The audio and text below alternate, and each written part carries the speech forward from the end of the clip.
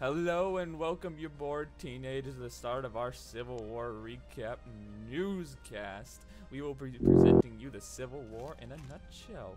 Let me introduce my co-anchor. Come on, buddy. Oh, sorry. Good morning, Cheekster. I'll be this dude's co-host for today in this super interesting newscast. Alright, well, let's get started with probably the most interesting point on this sheet over here. Let's see, that's the major battles that occurred in the Civil War. Alright.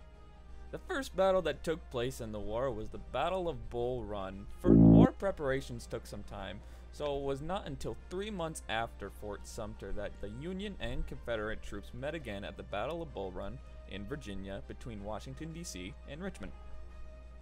Still believing that the war was a trifling matter that would be over quickly, a number of government officials and spectators from both sides came to observe the battle, some even packing picnic lunches. At the very beginning of the war, Lincoln bypassed Congress and ordered a naval blockade of all southern ports. The South's economy relied almost entirely on cotton trade with Britain, so Lincoln hoped the blockade would strangle the Confederacy financially. The Confederate Navy, though small, proved a formidable adversary.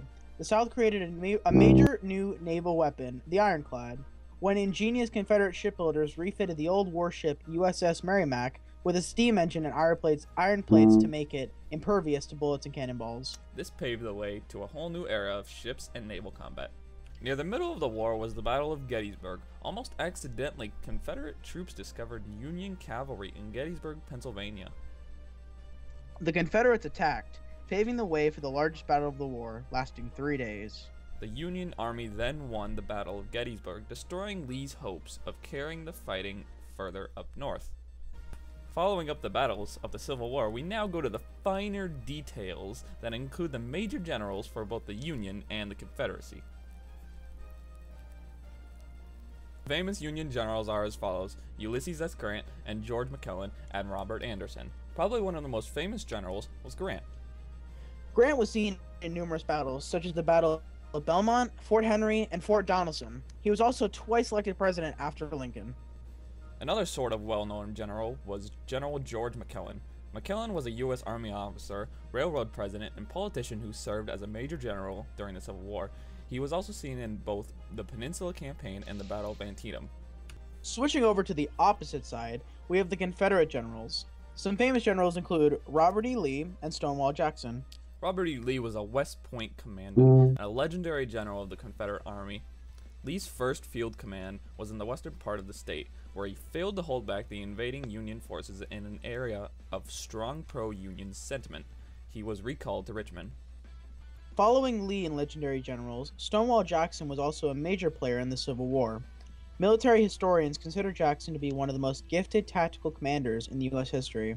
His Valley Campaign and his envelopment of the Union Army's right wing at Chancellorsville are studied worldwide even today as examples of innovative and bold leadership. Alright, now that the generals and battles are out of the way, we can continue to the strengths and weaknesses of the North and the South. Alright, since our other anchor had a stroke, I brought another anchor and his name is Jake. Jake, please start the list. Alright, you siggy tarts.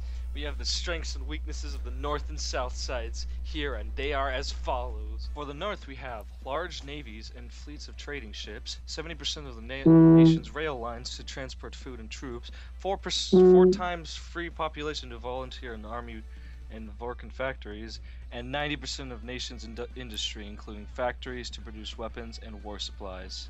Alright, for the South, their strengths were that they knew the territory they were fighting on, they had trained soldiers, they had been hunting and attended military school. Accompany the strengths, there was also weaknesses. The South's weaknesses were few railroads to transport troops and supplies, small population to volunteer for armies and make supplies, and few factories to make supplies and weapons.